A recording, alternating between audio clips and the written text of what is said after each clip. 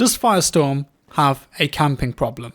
I'm not saying it does or doesn't, but it's been an interesting topic that I've seen a lot of people bringing up since the mode released. So I thought it would be quite interesting to look at this from two different perspectives to see if there is actually a problem here, or maybe it's a valid tactic. What am I talking about here? Well, I absolutely understand the frustration that players have when you're playing around a firestorm, you walk into a building, and there is an enemy player sat crouched in the corner of a room, or up in the attic, upstairs in a room, and they just mow you down. Unless you're the Flash, you're gonna die. And this can happen when you're not expecting it. It's just the worst feeling. And even worse if they're intentionally hiding in one of the loft areas, just trying to survive. From the player's perspective who died, it's not great. But from the person who got the kill, they live to survive another day, and in their opinion, they've absolutely played within the rules of the game. So let's imagine that you're a player that's trying to loot a building, either mid-game or even late game. You get into a fight in a small town and you manage to kill, say, 1 or even 2 players, and then you dive into a building, shut the door, and start to use meds to heal back up. But there's an enemy player in there who's not engaged at all in the battle that you just had whatsoever, and they kill you. Let's say that that player has stayed in there, hidden, not fought or engaged, not fired a bullet. You see their kills in the game that you've just got killed in, and they've got 1 kill. It was you. Nightmare. You're angry because there was no suggestion anyone was in there whatsoever. Well, from that perspective, maybe it does seem unfair, but is it? Let's think about it from the perspective of the other player, the one hiding in the house. First of all, they're not doing anything wrong, and they might not be comfortable with the game yet, and that's something that we often forget. Not everyone is super skilled at FPS games, and they don't have to be to enjoy them. So if you jump into a standard game of Battlefield right now, with 63 other players, you're going to get all sorts of skill levels from veterans, competitive players, to people who are just trying Battlefield for the first time. Players who love to jump in with friends, regardless of how well they do. They just want to have fun. And I think that that's one of the things that makes Battlefield great. But when it comes to Battle Royale, it's easy perhaps sometimes to expect players to play how you do, or how you would want them to. It could be easy to think to yourself, well, I would never hide in the house and wait for someone because I find it boring, so why is that guy doing it? That's lame. Well, not everyone has that mentality. Some of us may win games regularly and charge around like John Rambo, but there are so many players out there that just want to win that one game and it will make their day, and to meet that end, they feel as though the best way to do that is to just sit in a house, or a bush for that matter, play the long game, follow the circle without engaging. Also, not everyone you run into inside a house was there hiding, because some people may have gone in there themselves, perhaps to loot, and they've heard footsteps and just remained still to wait for you to walk in. And yeah, as frustrating as it may be, perhaps that's the smart move. It's somewhat the same for players you often find lying around the map on Firestorm, because some of the guns need you to be lying prone to get the best out of them, and I think a lot of players will be used to those mechanics from the core multiplayer experience. If you've got an MG42, well, you're going to probably be lying prone unless you want your bullets flying everywhere. The other point is this just the way that solo Battle Royale games are? We all know that BR games can be tense, and the reality is that no matter what, whichever BR game we're talking about, this sort of thing is always going to happen. It's a competitive game, people want to win. How many times in, say, PUBG have you run into a compound or a house and found a guy waiting at the top of the stairs, and they just unleash on you? It's incredibly frustrating, but I think for the most part, it just is what it is. But I think where Battlefield and Firestorm have some minor issues is visibility. If you look at PUBG and you use that as a comparison because it's the main other BR game that's more of a realistic type shooter, let's say, I would say that there are certain parts of the environment that look like players. Those bushes, for example, or rocks, and plenty of players hide in houses and bushes, but I think it's fair to say that PUBG is not on par with Firestorm in terms of visual fidelity. The Firestorm map and just Frostbite in general has an incredible amount of detail, and when it comes to immersion, that's fantastic. But when it comes to gameplay, it can often lead to issues. We already know from the core multiplayer experience that visibility has been an issue for players on some Battlefield maps, and I think as more players learn Firestorm and perhaps start changing up their company outfits to better suit the snowy environment, I think you're going to get more players hiding. but this time in plain sight, as it were. So the one thing that Battlefield has going for it when it comes to players hiding in buildings is destruction. And this is something that we've got to bear in mind with Firestorm. In PUBG, if there are players hiding in a house and you have to move towards that house to get into the new zone, that can be a big issue. In Firestorm, it's a different story.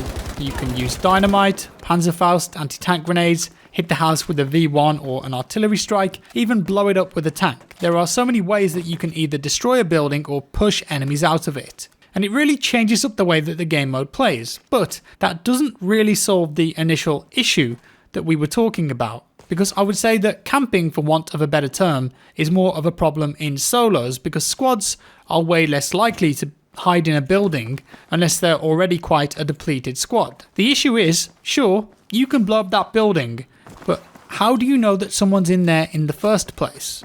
I regularly will put explosives into buildings in case someone is hiding there, but you can't do that with every building. It's just not realistic. There's not enough explosive gadgets in the game, and it's not a very fun way to play either, just blowing up every building. There is of course flares in the game too, and again that's one way of knowing if a player is in a building or in a group of buildings, but it's not like you carry around a backpack full of flares. They're quite rare, and so once again you can't flare every building that you come across. Which brings me back to the initial question. What I'm discussing here, is this even an issue or a problem that needs fixing?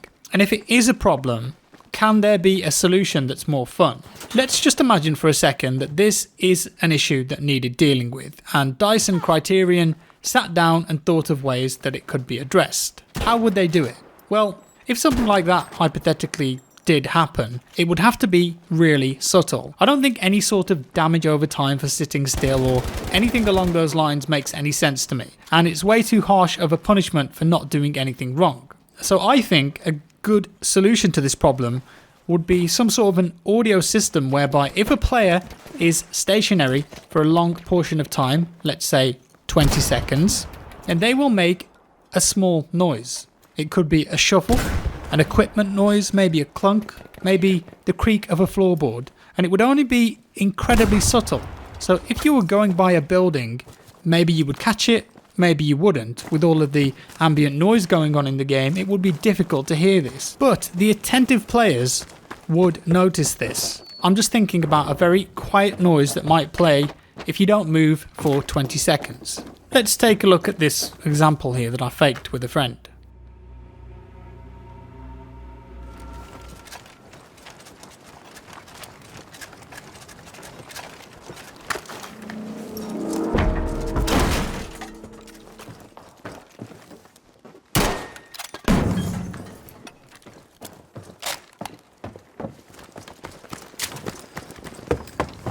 Hopefully that demonstrates the mechanic that I'm thinking of quite well. And you might say, well, can't people just circumvent this by counting to 19 seconds and then just wiggling a little bit? Well, if they wiggle, they're going to make a noise anyway. This would be almost like an anti-camping mechanic where you can never be completely silent for a long period of time.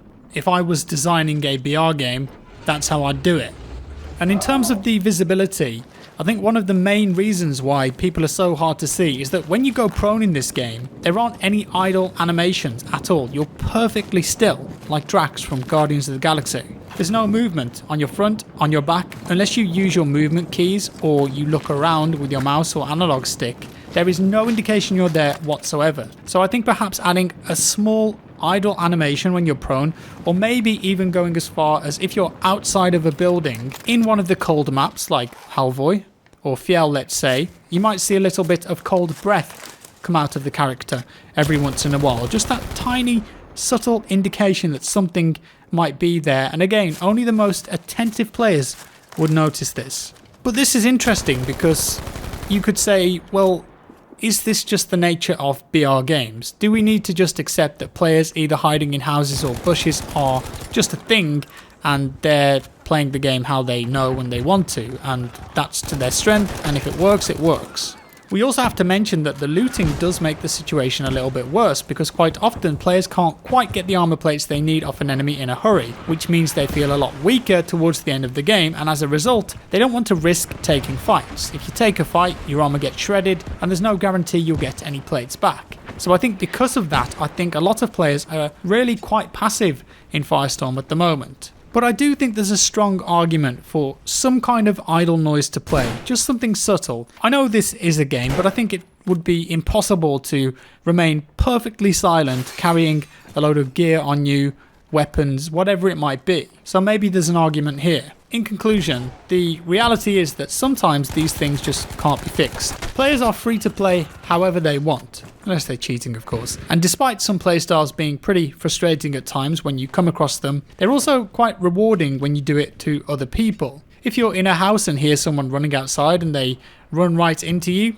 it's satisfying. Come on, it really is. So imagine the elation that a player gets when they don't get all that many kills. The problem starts when there's a whole town full of enemies in a solo game and they're all hiding in buildings not engaging each other. But I think, much like with any BR, that's just something that we might have to accept. I'm really interested to see what people think about this though. Do you think this is a problem in BR games in general or in Firestorm that you've encountered? Do you think, much like me, that while it's annoying, it really just is the way BR games are and there's very little that can be done about it apart from maybe adding a subtle audio cue? My advice to combat this would just be extra careful and extra vigilant when looking around. But I'd argue that if there were mechanics in place that would enable people to hear people who haven't moved in a long time, it could potentially make the game more mobile and more fun. And at the end of the day, that's what games are for. They're supposed to be fun, but that's just my opinion.